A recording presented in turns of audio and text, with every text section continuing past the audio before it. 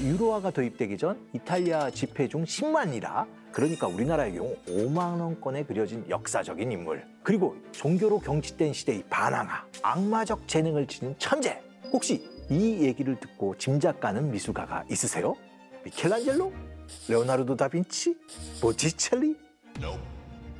정답은 바로 불같은 성격과 자유분방한 성향으로 이슈를 몰고 다녔던 바로크 시대의 트러블 메이커 카라바조입니다.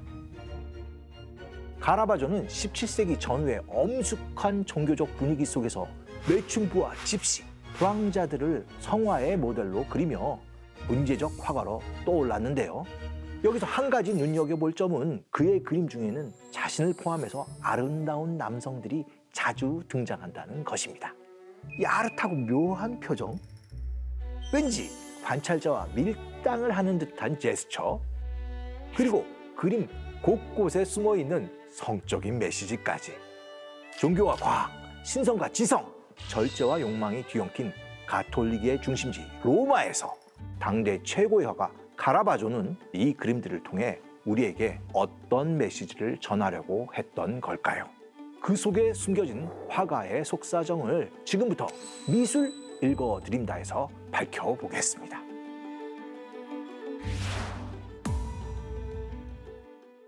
안녕하세요. 한국예술정보학교 교수 미술사학자 양정우입니다. 6월부터 국립중앙박물관에서 개최되는 거장의 시선 사람을 향하다, 영국 내셔널 갤러리 명화전의 포스터가 시작부터 눈길을 사로잡았는데요. 내셔널 갤러리의 대표적 작품이자 이번 전시회에서 절대 놓쳐서는 안 될 작품 중 하나인 카라바조의 도마뱀에게 물린 소년입니다. 이 그림은 한 소년이 도마뱀에게 가운데 손가락인 중지를 물린 그 순간을 포착하고 있는데요. 그림에서 느껴진 첫 인상이 굉장히 강렬하죠. 아마 소년은 테이블에 올려진 과일을 잡으려다가 그 안에 숨어있는 도마뱀에게 손가락을 물린 것 같습니다. 그런데 얼마나 꽉 물렸는지 소년의 얼굴은 악 소리가 들리는 것처럼 인상을 잔뜩 찌푸리고 있고요. 손가락 근육 반드시 보셔야 합니다.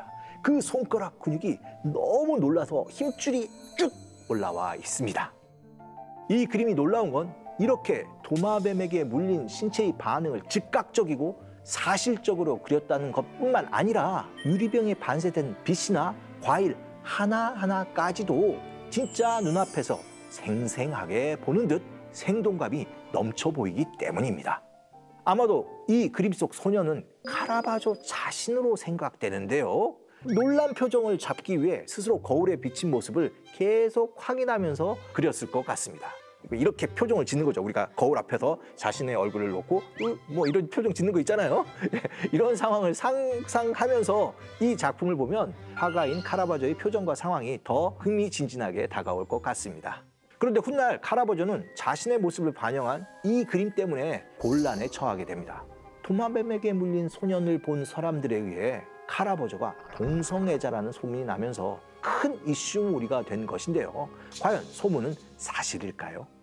카라바조가 그림 속에 동성애자로 읽히는 첫 번째 이유는 귀에 꽃을 꽂고 있고, 두 번째는 도마뱀에게 물려서 움츠러든 모습이 약간 여성스럽게 표현됐다는 점 때문인데, 그렇다면 과연 바로크 시대를 대표하는 당대 최고의 화가인 카라바조가 단순히 자신의 성 정체성을 드러내기 위해 이 그림을 그렸던 걸까요? 그것이 몹시 알고 싶을 여러분들 위해 카라바조가 어떤 화가였는지부터 이야기해 볼까 합니다.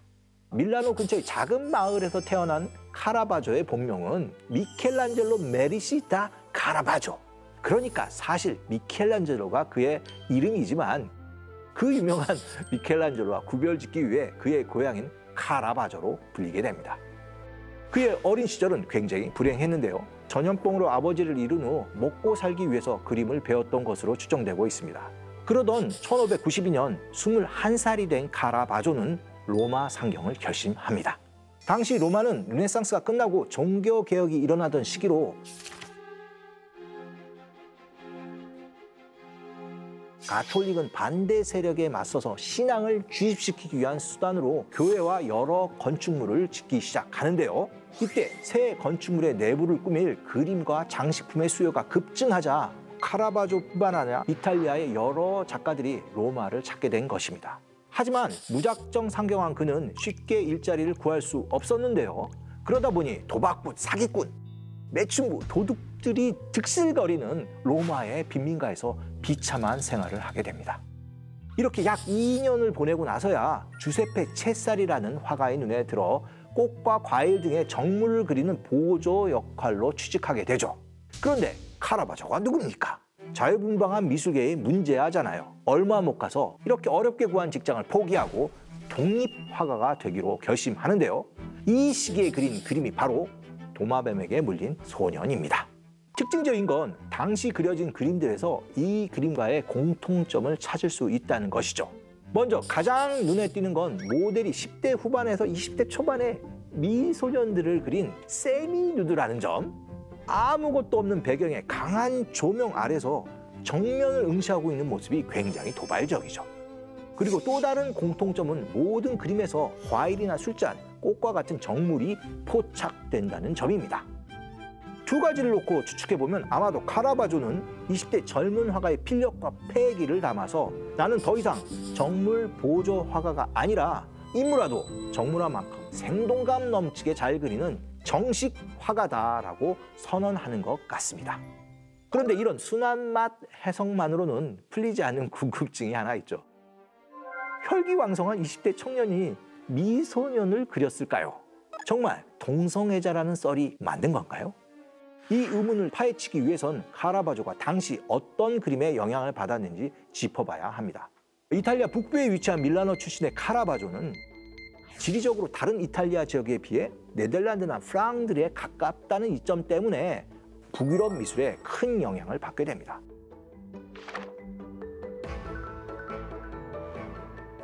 이 시기 네덜란드 미술에서는 정물화가 독립적인 주제로 유행하기 시작하는데요. 당시 정물화는 꽃이나 과일 그리고 여러 진귀한 물건들을 그렸는데 사람들은 이런 그림들을 자기 집에 걸어놓고 싶어 했습니다. 아마도 화려한 꽃과 진귀한 사치품들이 잔뜩 들어간 정물화를 보면서 큰 행복감을 느꼈던 것 같은데요. 이런 정물화로 성공하려면 당연히 그림을 잘 그려야 했겠죠. 꽃, 과일, 야채, 카페트, 그릇도 포함해서 모든 사물들을 하나하나 정밀하고 사실감 넘치게 그릴 수 있어야 정물화가로 성공할 수 있었습니다. 뿐만 아니라 여기에 종교적 메시지도 불어넣어 주어야 정말 제대로 된 정물화가가 될 수 있었는데요. 정물화에 메시지나 이야기를 넣는다니까 조금 의아하게 들리시죠? 당시 정물화를 보면 호화로운 삶을 예찬하면서 동시에 경고하는 메시지가 함께 들어가 있습니다.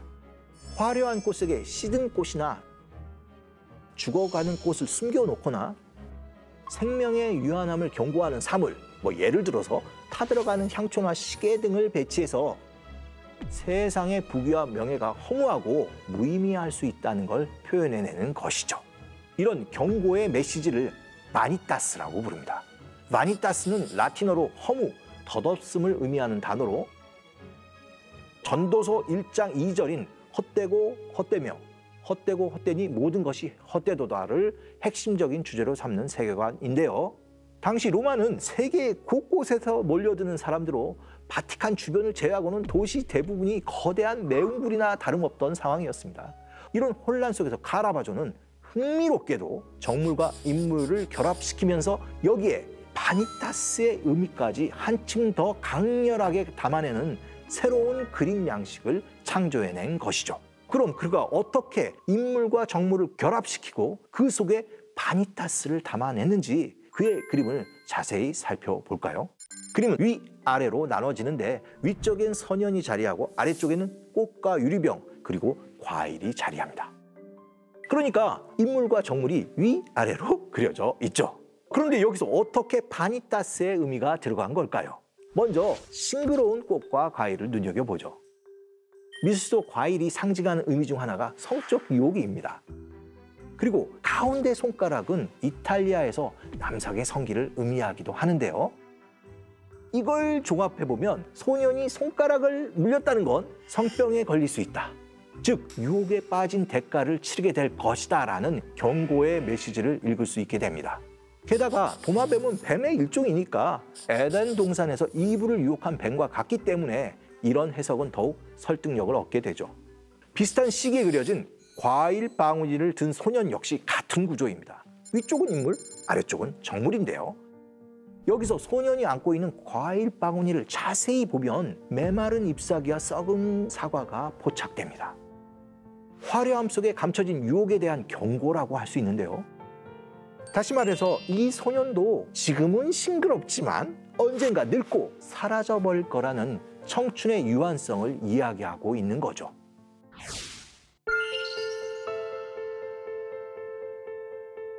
카라바조는 양성애자였을 가능성이 제일 높습니다. 물론 동성애적 미감을 표현하려는 화가로 보려는 연구자도 있지만 그가 동성애자라는 명확한 증거는 없는데 당시 로마에서 동성애가 성행했고 이 화가도 여러 정황으로 봐서 동성애로 볼 수 있는 여지는 있지만 그렇다고 이런 그림을 동성애적 코드로 한정해서 읽는 것은 옳지 않다고 생각합니다.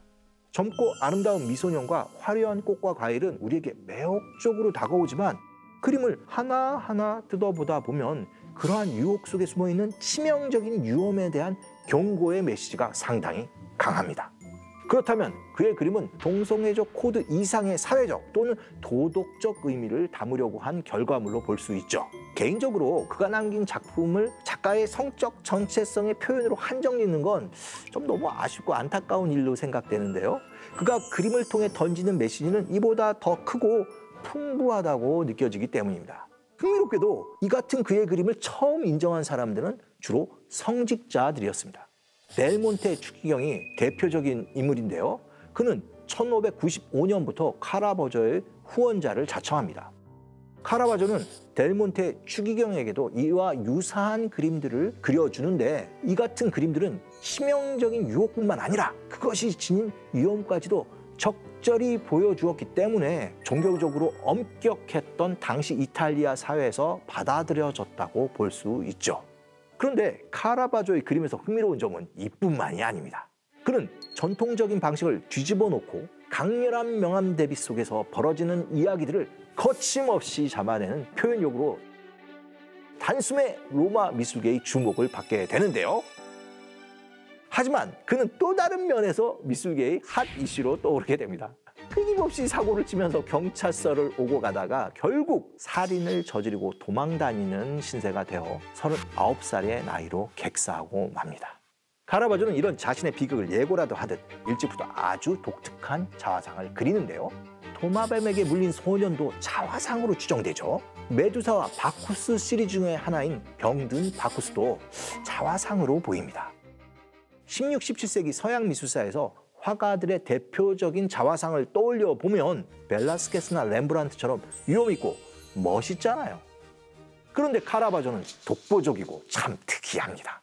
먼저 메두사는 얼굴을 보는 사람마다 돌로 변하게 하는 그리스 신화 속 괴물의 잘린 목을 방패에 그려놓은 작품인데요.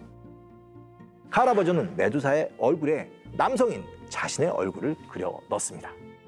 도마뱀에게 물린 소년에서 실험했던 찡그리고 놀란 표정 연구를 여기서 더 과감하게 펼쳐내고 있죠. 병든 바쿠스 역시 카라바조의 초상화로 보여지는데요. 얼굴로 보면 조금 확신이 안 설 수가 있는데 저만의 기준이 있는데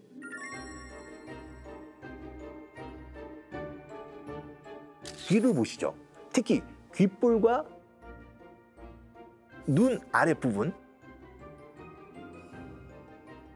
이런 부분을 보면 카라바조라는 추측이 충분히 가능합니다. 유독 이 그림이 인상적인 건 그림을 보는 관찰자 쪽으로 몸을 기울여서 유혹적인 표정으로 우리를 응시하고 있다는 점입니다. 여기서도 바로 아래를 보면 과일이 우리 쪽으로 향해 놓여 있습니다. 포도를 양손으로 만지작거리는 모습이 밀당을 하는 것처럼 보이기도 하죠.